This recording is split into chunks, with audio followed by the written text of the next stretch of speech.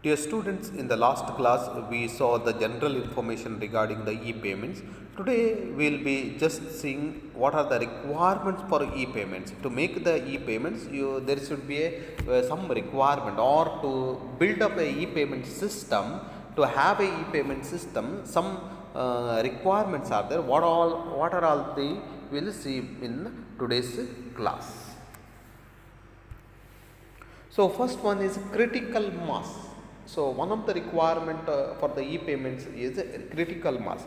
The success of e-payment scheme depends on the number of users, both as regards merchants and consumers, as financial institutions. Especially merchants play a crucial role in the development of payment schemes, as their acceptance of e-payment systems creates the market for such schemes. Providers face the so-called chicken and egg problem, as merchant acceptance equally depends on customer acceptance. What it means is, to have a good e-payment system, there should be many customers and many merchants. So there is a chicken and egg problem. Whether the more merchants and more customers. If the more customers, then merchants will be more.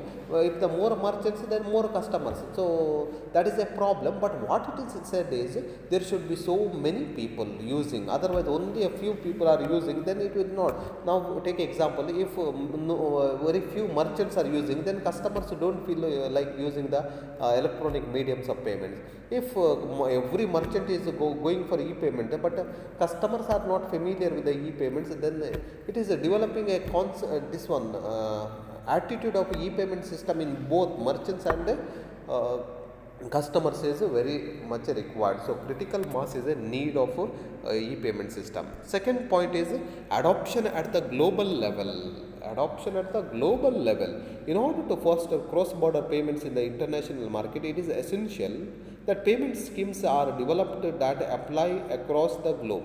Merely national payment schemes will not increase cross-border e-shopping, because foreign customers cannot pay abroad with these national schemes. Payment schemes that are limited to the national level should at least try to enter into cross national associations to gain customer and merchant recognition. What is the expectation is, whenever there is a e-payment system, it should be a global level, not to a particular region or state. Usually e-commerce we have e-payments we have restricted to the national level, but it should go a global level. Then when it is goes to the global level, one country people can make the payments in the another country. The converting of the currency should be automatically done. The third one, limited cost. The cost of using an electronic payment system should be limited to a minimum, so as to increase merchant and customer acceptance. This particularly holds true for low value transactions, which must be facilitated by low transaction costs. For example, the online purchase of a ringtone of rupees 100 should not result in the need to pay an additional 10 rupees for transaction cost. What it says is, charging the transaction cost is not familiar. That limited cost, either you give a free of cost, or you charge equally, or some charges, but don't charge high, because transaction costs should not be involved. Then user friendly or low effort. So whatever mode you are bringing out, it should be user friendly. So electronic payment system should be user friendly and should allow users to personalize the system to integrate their everyday activities and personal financials. Simplicity is key to gaining wide acceptance, especially to persuade new internet users who lack both experience and confidence to cope with complicated protocols. In Japan, for example, most electronic payment systems only require the user to enter a unique set of 16 digits of authentication and payment finalization purpose. So what it says is, whatever payment style you have, make it very easy and simple, so that everybody can get into that. If you have a very complicated procedure for making the payments, then people will not prefer that. Then fifth one, speed. Electronic payment systems should be able to process transaction very rapidly. Their speed allows them to be differentiated from other offline payment schemes, such as credit cards, which are often subject to transaction terms of several days settlement of transactions in real time allows customers to be informed of their available funds at any moment. What is the expectation is the electronic payment system should be very speed. Now immediately it should reach to the another person, or it should not consume much time in the transaction. Sixth one, security. This is one of the very important aspect in any kinds of the payments, because every customer expects that his money should be secure. So given their virtual nature, e-payment schemes do not allow to see the money physically represented, which often results in the feeling of having no control. It is therefore essential that e-payment systems provide a sufficient level of security, both on technological level as on psychological level. What happens is here, people are never seen money in their cash. So when they are dealing with the this one intangible asset, means they are not seen in their this one.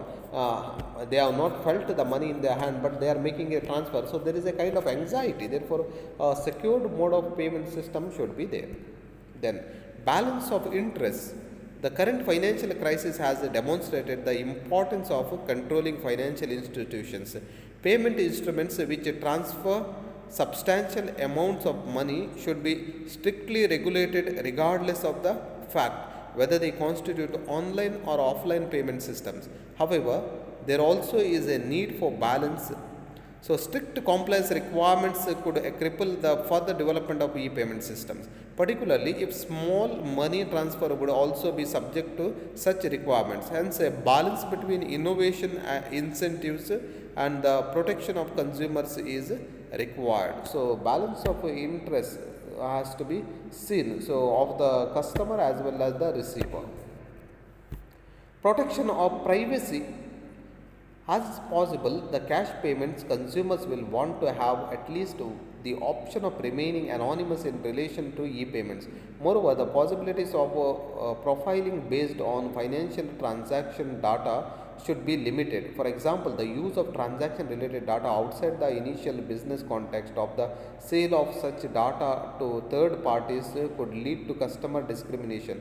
Such practices should therefore be contained by legal privacy provision. Here, this privacy aspect means how much money you have, how much you have spent, what all transactions you are making. That should not be made public to the outsider, because everybody wants to have their own privacy, private aspects. Therefore, that has to be respected. Then, transparency. Electronic payment schemes must be transparent to consumers, in particular with respect to their personal financial data being handled by both merchants and financial institutions.